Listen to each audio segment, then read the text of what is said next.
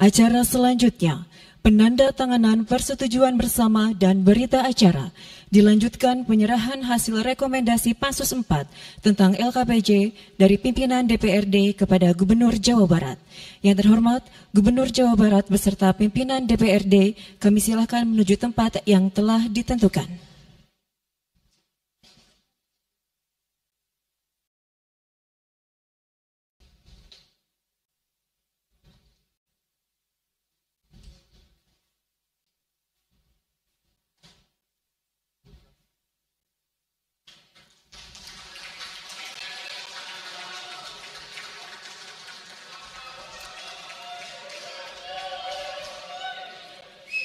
Penandatanganan persetujuan bersama.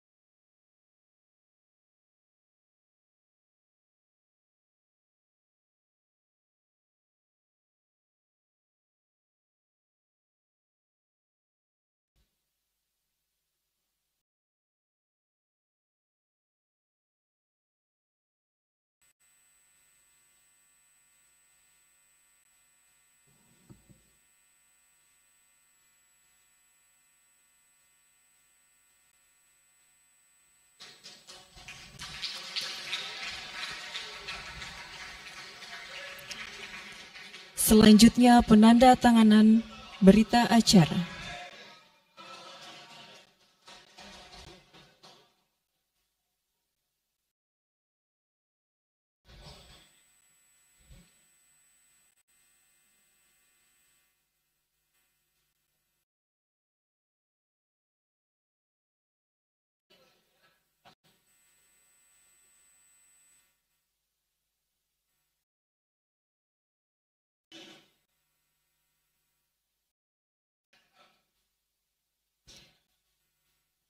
Selanjutnya penyerahan hasil rekomendasi LKPJ dari Ketua DPRD kepada Gubernur Jawa Barat disaksikan oleh para wakil Ketua DPRD.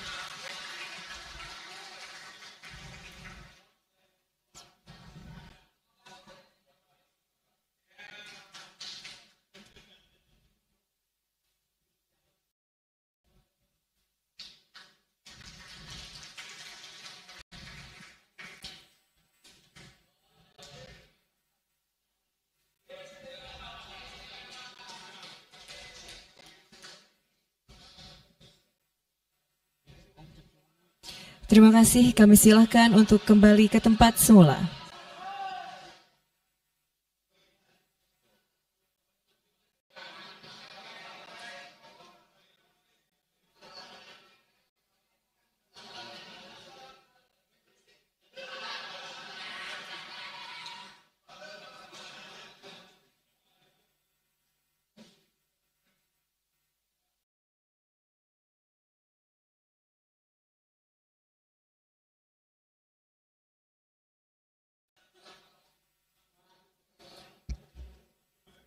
Rapat Paripurna DPRD yang kami hormati, demikian telah kita ikuti bersama rangkaian penyampaian keputusan DPRD. Acara selanjutnya adalah pendapat akhir Gubernur Jawa Barat terhadap Ranperda tentang investasi dan kemudahan berusaha, kemudian dilanjutkan dengan penyampaian sambutan Gubernur. Kami persilakan.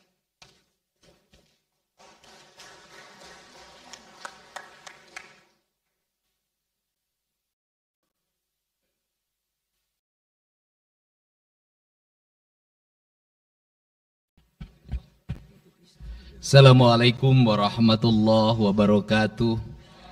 Sampurasun. Rampes. Yang saya hormati Ketua DPRD Provinsi Jawa Barat yang mulia Bapak Buki Wibawa, para wakil ketua Bapak Iwan Suryawan, ini tokoh politisi yang begitu kalem saat ada interupsi. Bapak MK Iswara, ini politisi yang tampan selamanya tapi tidak pernah nakal. Dan tokoh spektakuler kita yang sangat populer di antara politisi DPRD Provinsi Jawa Barat, Bapak Ono Surono. Saya sudah tahu Pak Ono kontrak-kontrak medianya sudah banyak nanti ke depan. Kemudian juga Bapak ini sebentar lagi akan berangkat haji, Bapak Ki Haji Acep Jamaluddin. Terima kasih. Seluruh anggota DPRD Provinsi Jawa Barat, para ketua praksi, para ketua komisi, dan saya mengucapkan terima kasih atas berbagai otokritik yang dilakukan, baik secara langsung maupun lewat media, baik media massa maupun media elektronik. Dan itu menunjukkan bahwa di Provinsi Jawa Barat ada terjadi dinamika politik yang luar biasa. Semua orang memiliki concern pada hal yang menjadi tujuan kita, mewujudkan Jawa Barat istimewa dengan berbagai cara. Tugas DPR adalah bicara, itulah tugas DPR. Jadi kalau tidak bicara, mungkin DPRD dianggap tidak ada. Saya ucapkan terima kasih atas otokritiknya. Sekretaris Daerah Provinsi Jawa Barat, kemudian yang mewakili Pangdam 3 Siliwangi, yang mewakili Kapolda Jabar, yang mewakili Kejaksaan Tinggi Jawa Barat, dan khusus untuk Kejaksaan Tinggi Jawa Barat, saya sampaikan ucapan terima kasih, rasa hormat yang tinggi kepada Kejaksaan Agung Republik Indonesia atas tindakannya melakukan penahanan dan mentersangkakan Direktur Utama PT Sritek dan salah satu mantan pejabat BJB yang sudah resign atas kasus dugaan penyimpangan kredit, yaitu menyampaikan kredit ke Bank Jabar, mudah-mudahan tidak salah, kalau salah dikoreksi, sekitar 600 miliar rupiah tanpa agunan yang memadai.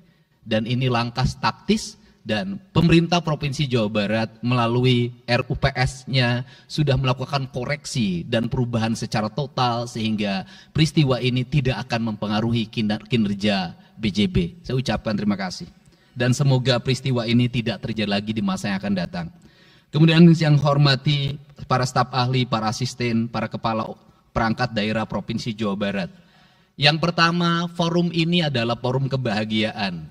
Ada yang berbahagia hari ini, yaitu seluruh warga Jawa Barat, di mana kita bisa menyelesaikan dua agenda, yaitu agenda pengesahan Raperda tentang investasi dan agenda tentang pengesahan hasil dari LKPJ. Seluruh rakyat Jawa Barat bergembira karena rencana kita dalam melaksanakan pembangunan akan berjalan dengan cepat. Tetapi barangkali para media sangat kecewa karena hari ini tidak kejutan-kejutan lagi, sehingga viewernya mungkin agak menurun hari ini. Tetapi kita harus berkorban demi kepentingan rakyat Jawa Barat. Kita kesampingkan viewer, kita kesampingkan komen, kita utamakan kepentingan rakyat Jawa Barat. Sebenarnya konsep pidatonya sudah ada, tetapi saya mencoba menyatukannya. Yang pertama adalah bahwa kita bicara tadi tentang berbagai rekomendasi. Dan rekomendasi itu juga termasuk di dalamnya disahkannya Raperda tentang investasi yang sebentar lagi menjadi perda. Apa sih yang menjadi rekomendasi? Rekomendasi pertama adalah angka kemiskinan yang masih tinggi di Jawa Barat. Tetapi saya usul pada Pak Ketua, ke depan kalau LKPJ sebaiknya para bupati wali kota diundang di seluruh Jawa Barat. Karena Jawa Barat itu pertanggungjawabannya bukan di OPD Jawa Barat. Tetapi seluruh kinerja pembangunan itu ada di Pemkab dan Pemkot, serta ada di pemerintah desa. Jawa Barat tidak memiliki rakyat yang terkelola secara langsung karena seluruh pengelolaannya ada di pemerintah kabupaten kota dan pemerintahan desa. Dan saya mohon nanti dipaparkan kemiskinan yang paling tinggi dalam perspektif BPS, dalam perspektif LKPJ dan analisisnya itu di kabupaten mana, bila perlu sampai di desa mana. Kemudian angka investasi tertinggi di kabupaten mana, angka investasi terendah di kabupaten mana, infrastruktur yang berproblem di kabupaten di mana, sehingga semuanya terpetakan dengan baik, sehingga nanti kita bisa mengorkestrasi antara pembangunan Provinsi Jawa Barat, pembangunan kabupaten kota, dan pembangunan desa secara bersama-sama dan berkeadilan. Kemudian yang kedua, bahwa investasi ini menjadi aspek yang utama dalam kinerja pembangunan Provinsi Jawa Barat hari ini. Kenapa? Karena satu, angka kemiskinan kita masih tinggi. Kemudian angka kemiskinan yang tinggi di Indonesia sebenarnya juga dipengaruhi oleh jumlah penduduk yang tinggi. Sehingga persentase kecil menurut Jawa Barat, tetapi menurut nasional menjadi besar. Keberhasilan Indonesia sangat tergantung terhadap kinerja pemerintah Provinsi Jawa Barat, pemerintah kabupaten kota, dan pemerintahan desa. Yang kedua adalah pendidikan. Yang ketiga adalah infrastruktur. Yang keempat, kesehatan. Yang kelima, pengendalian penduduk. Yang keenam adalah pengendalian lingkungan. Kemudian yang ketujuh adalah belanja pemerintah yang masih besar. Belanja tidak langsungnya, yaitu belanja untuk kepentingan pegawai. Yang kedelapan adalah pengelolaan aset. Seluruh rangkaian yang menjadi rekomendasi ini adalah tugas kami untuk meneruskan rekomendasinya. Tetapi yakinlah bahwa apa yang kami lakukan selama ini, langkah-langkah yang seringkali kontroversi, langkah-langkah yang seringkali dianggap one man show, langkah-langkah yang seringkali dianggap terlalu sendiri dan terlalu konten, sesungguhnya adalah langkah-langkah menyelesaikan ini semua. Saya berikan contoh. Kalau saya melakukan operasi terhadap penutupan galian C, penutupan areal-areal pelanggaran terhadap lingkungan, kalau saya mengkoordinasikan terlebih dahulu dengan jajaran saya, bisa jadi operasi saya gagal. Kenapa? Karena begitu rapat, besoknya penambangnya sudah tahu apa yang akan kami lakukan. Sehingga kejutan-kejutan itu dilakukan untuk memberikan efek kejut. Dari efek kejut itu melahirkan viral. Dari viral itu melahirkan atensi. Yang pada akhirnya hari ini Jawa Barat seluruh penambangan liar bisa diselesaikan secara hukum dan Kapolda memberi atensi yang sangat tinggi. Hari ini Jaksa Agung memberikan perintah kepada Kejaksaan Tinggi untuk melakukan proses pidana bagi siapapun yang melakukan pelanggaran lingkungan dan memberikan kerugian bagi kepentingan masyarakat. Yang kedua, saya sampaikan juga mengenai bagaimana melakukan penanganan terhadap berbagai problem lingkungan yang terjadi. Nilai tukar petani yang menurun, kemudian musibah bencana alam yang tidak berhenti. Perlu kami sampaikan bahwa Gubernur Jawa Barat sudah mengeluarkan peraturan gubernur yang melarang alih fungsi lahan, yaitu larangan alih fungsi hutan, larangan alih fungsi areal perkebunan, larangan alih fungsi sumber-sumber pengairan, larangan air fungsi dari airan sungai, dan larangan alih fungsi pesawahan. Yang itu harus segera ditindaklanjuti oleh kabupaten kota dengan melakukan evaluasi tata ruang secara menyeluruh. Karena inilah jalan yang terbaik apabila kita ingin melakukan perubahan lingkungan di Jawa Barat. Kemudian, masih bicara kemiskinan hubungannya dengan pendidikan. Saya sampaikan bahwa problem kita saat ini, saat pemerintah menggratiskan sekolah sampai SMA, swasta masih bayar, maka gratis itu tidak punya makna. Saya tadi di jalan itu bertemu dengan orangnya menangis di depan saya karena seragamnya tidak bisa terbayar. Saya katakan harga seragam berapa? 1,5 juta. Saya balik, jajan anak ibu berapa? Sehari 20.000. Apa sih yang terjadi? Yang harus diperbaiki bukan hanya pemerintah, tapi juga masyarakat harus diperbaiki. Apa yang harus diperbaiki? Ke sekolahnya harus selalu gratis, tapi biaya konsumsi anaknya selalu diikuti. Apa artinya gratis? kalau bekal ke sekolah 50.000 per hari. Negara mengeluarkan biaya, tapi orang tua mengeluarkan biaya. Maka kami sudah mengeluarkan surat edaran. Yang surat edaran itu sesungguhnya sebagai upaya sistematik dan menyeluruh sampai tingkat pendidikan dasar, walaupun itu bukan kewenangan gubernur. Tetapi dari sisi surat edaran gubernur bisa dijadikan landasan bagi para bupati dan wali kota membuat surat edaran yang sama. Apa sesungguhnya yang menjadi alam pikiran saya? Alam pikiran saya, kemiskinan terjadi bukan hanya pada persoalan menurunnya pendapatan, tetapi kemiskinan terjadi yang paling besar adalah karena meningkatnya biaya hidup. Biaya hidup yang tinggi misalnya di sekolah, biaya studi tour, biaya perpisahan, biaya outing kelas, dan berbagai biaya wisudaan, itu adalah biaya yang tinggi dalam pendidikan. Untuk itu, apa yang dilakukan oleh orang tua ketika membelanjakan untuk kepentingan itu? Mereka pinjam bank emok, mereka pinjam bank keliling, mereka pinjam bank pinjol, mereka pinjam NBK, dan mereka pinjam bank Pancasila. Menghentikan ini sesungguhnya, saya lagi menghentikan mereka tradisi meminjam uang dalam keadaan terdesak pada para rentenir. Dan ini strategi untuk menurunkan kemiskinan. Kemudian yang berikutnya adalah perhatian ketika rakyat sakit.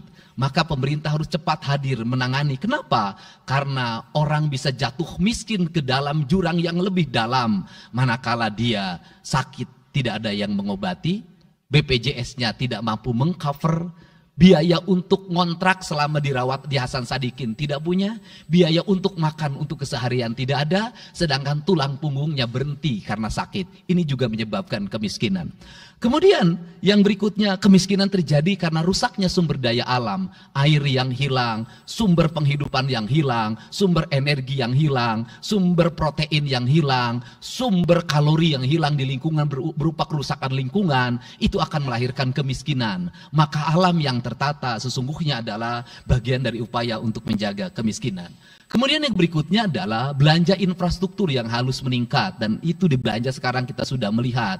Itu adalah bagian dari menyelesaikan problem kemiskinan. Konektivitas infrastruktur sangat penting dalam menumbuhkan ekonomi, tetapi di balik itu kebudayaan rakyat tidak boleh diberubah. Kenapa? Infrastruktur baik bisa jadi tanahnya dijual karena mahal, pada akhirnya menjadi miskin kembali. Infrastruktur harus seiring dan sejalan dengan kerangka berpikir publik yang mengerti akan hak atas tanah. Kemudian yang berikutnya adalah pengendalian penduduk. Booming penduduk di Jawa Barat relatif besar. Untuk itu harus dibuat berbagai upaya untuk menyelesaikan problem kependudukan. Saya berkali-kali bercerita bagaimana di Majalengka saya bertemu dengan sebuah keluarga yang tinggal di kontrakan, yang ayah dan ibunya tidur ketika jam 11 siang dan anak-anaknya berjualan di alun-alun. Jumlah anaknya 11, dan ketika saya berkunjung ke tempat kontrakannya sudah hamil lagi yang ke-12. Ini problem. Dan itu saya kemudian di Cirebon, saya berkunjung pada sebuah rumah yang listriknya baru dinyalakan lewat program Provinsi Jawa Barat.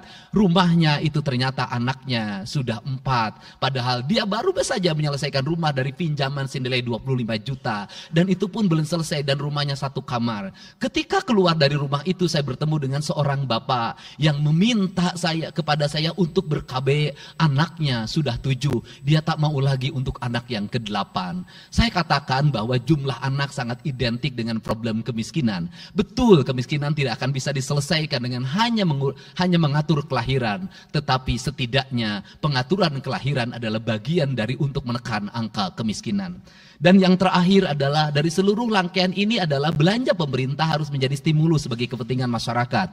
Maka jumlah-jumlah proyek harus terus segera digulirkan, digelontorkan menjadi kegiatan publik sehingga banyak orang yang kuli, banyak orang yang nyapu, banyak toko-toko yang buka, semen terjual, besi terbeli, dan kemudian regulasi ekonomi berjalan. Warung-warung bisa menjadi tempat para kuli siang hari makan siang. Dan ini adalah bagian dari strategi stimulus ekonomi yang digulirkan oleh pemerintah, itu memiliki sumbangsi terhadap 12% pertumbuhan.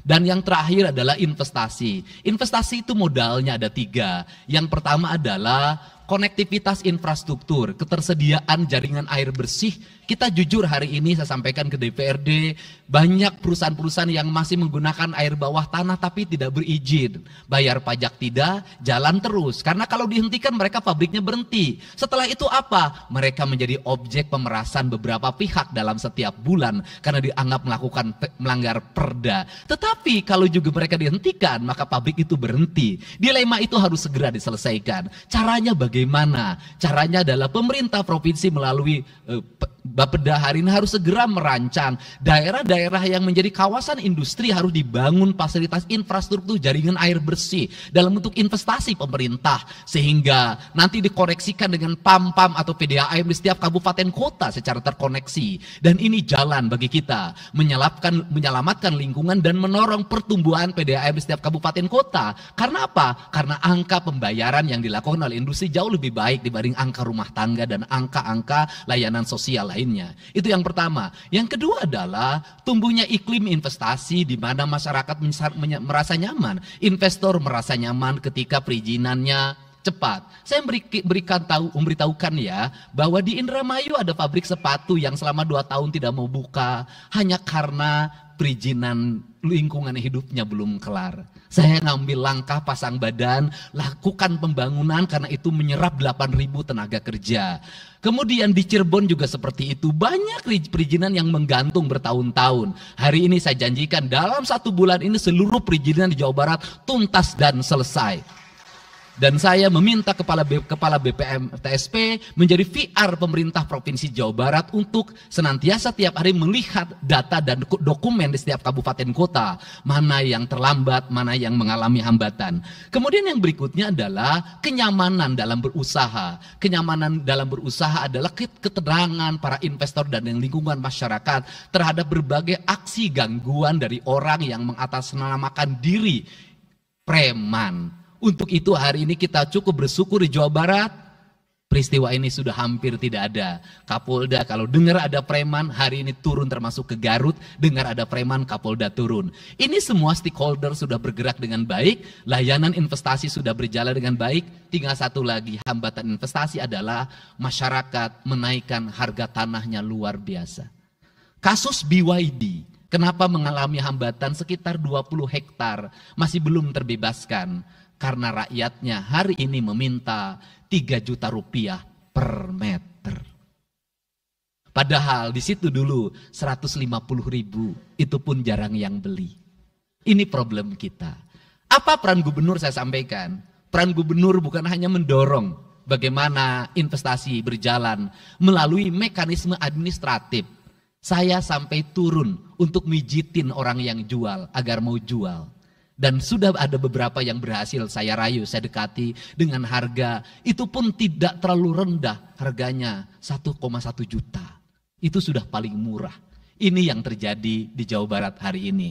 Tidak mudah mengelola sebuah wilayah yang begitu luas, tidak mudah mengelola sebuah daerah yang kabupaten kotanya sudah otonom, diperlukan pendekatan-pendekatan seorang ayah pada anak-anaknya. Sehingga hari ini saya di Provinsi Jawa Barat, saya tidak memposisikan gubernur, saya kadang memposisikan menjadi ketua RT, saya kadang memposisikan menjadi ketua RW, saya kadang memposisikan menjadi kepala desa. Kenapa? Karena warga ini perlu disentuh dengan pendekatan pendekatan emosional yang kebapaan, bukan pendekatan struktural. Untuk itu saya yakin bahwa forum ini adalah forum kebahagiaan bagi kita semua. Kita sudah bisa menyelesaikan 2 agenda besar. Semoga ini menjadi kado terindah bagi masyarakat Jawa Barat. Insya Allah kami akan menjalankan pemerintahan dengan baik. Apa yang kami susun, apa yang kami rancang, dan apa yang kami kerjakan adalah semuanya kami dedikasikan untuk kepentingan masyarakat Jawa Barat. Yang terakhir kami sampaikan juga bahwa kami kemarin sudah melapas 273 anak-anak yang mengikuti pendidikan di Dodi Krindam 3 Siliwangi. Hasilnya bisa dilihat secara terbuka di berbagai tayangan. Air mata tidak akan bisa membohongi kejujuran rakyat dan anak-anak itu. Dan saya sampaikan, hari ini ada 13 orang anak yang tinggal di rumah dinas gubernur.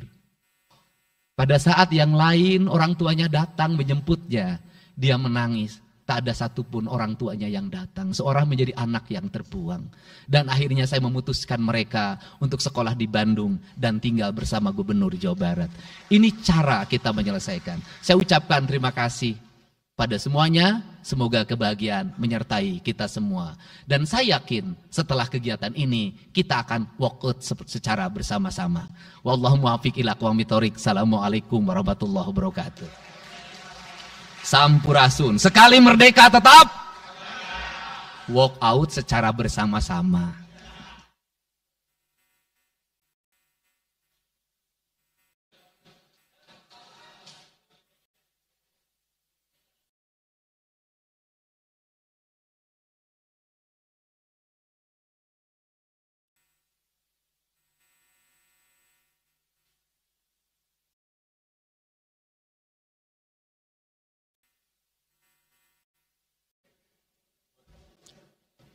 Terima kasih kepada Gubernur Jawa Barat atas pendapat akhir dan sambutannya.